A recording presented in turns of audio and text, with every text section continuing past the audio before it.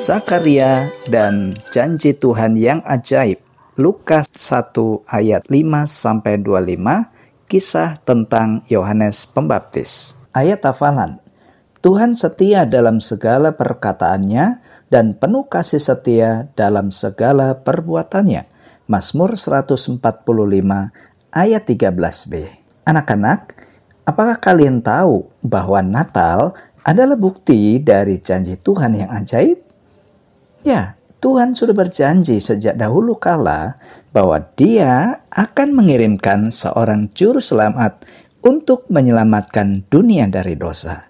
Janji itu digenapi ketika Yesus lahir, yang kita kenal dengan Natal yang kudus.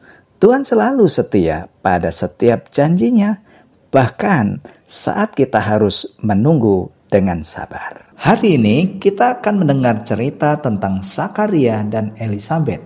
Mereka menantikan keajaiban Tuhan di usia yang sangat tua. Tuhan menjawab doa mereka dengan cara yang ajaib dan memberikan mereka seorang anak bernama Yohanes yang diberi tugas khusus untuk mempersiapkan jalan bagi Tuhan.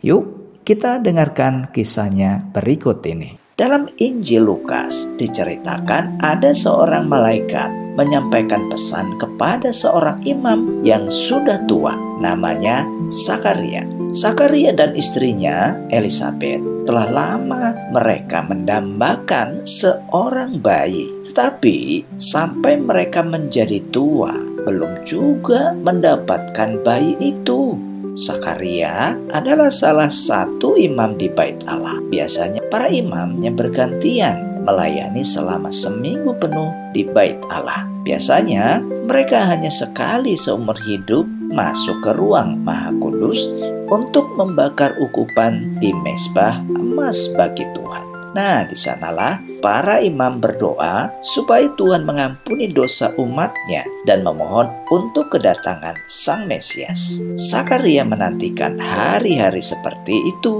sepanjang hidupnya. Ia sangat senang ketika mendapat giliran untuk berdoa di sana sambil menebarkan serbuk ukupan di atas bara yang menyala.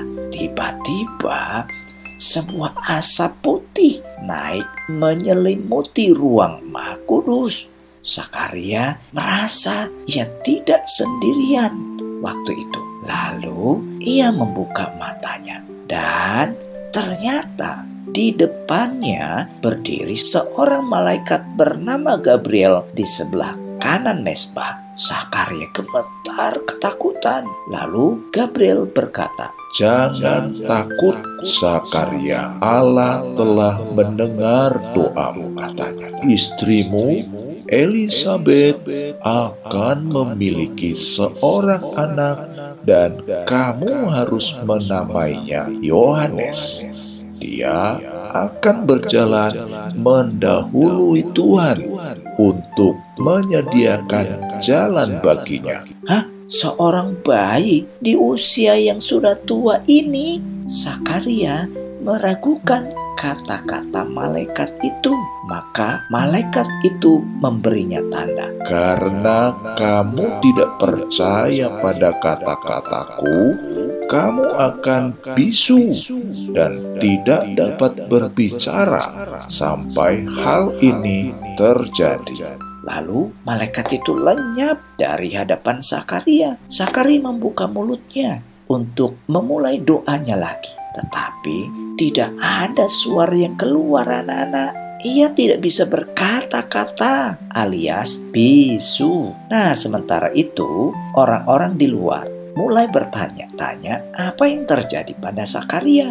Akhirnya Zakaria pun keluar. Wajahnya bersinar aneh. Dengan tenang, Zakaria memberi isyarat kepada mereka bahwa ia telah melihat seorang malaikat.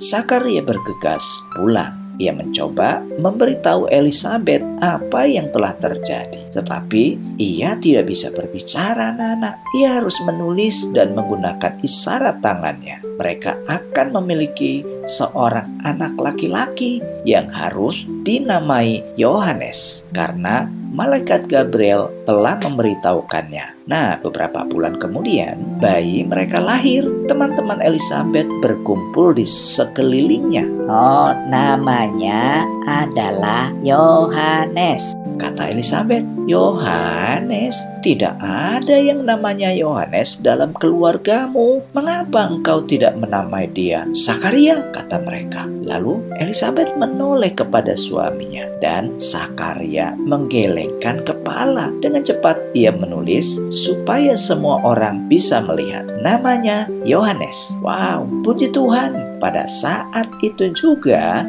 suara Sakaria kembali. Ia berbicara kepada orang banyak itu dan memuji Allah untuk berkat yang telah diterimanya. Yohanes kemudian tumbuh di padang gurun. Ia belajar untuk melayani anak-anak. Seringkali Sakaria ayahnya juga bercerita tentang malaikat di mezbah. Allah memiliki pekerjaan istimewa untukmu, Yohanes. Kamu akan mempersiapkan jalan bagi Tuhan, kata Sakaria. Ketika Yohanes tumbuh dewasa, ia mengajak orang untuk bertobat dari dosa mereka dan dibaptis. Dia benar-benar telah mempersiapkan jalan bagi banyak orang untuk bertemu dengan Tuhan Yesus.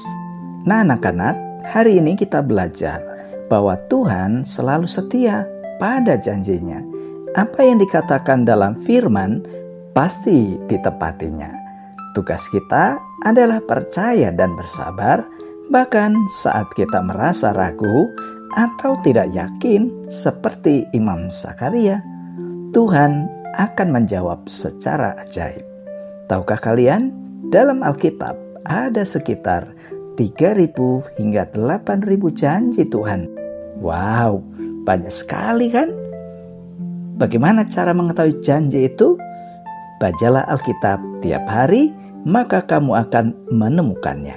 Ingat ayat hafalan tadi, Tuhan setia dalam segala perkataannya dan penuh kasih setia dalam segala perbuatannya. Jadi, percayakan hidupmu kepada Tuhan yang setia dan terus muliakan Dia, terutama di saat Natal ini. Demikian firman Tuhan hari ini. Tuhan Yesus memberkati.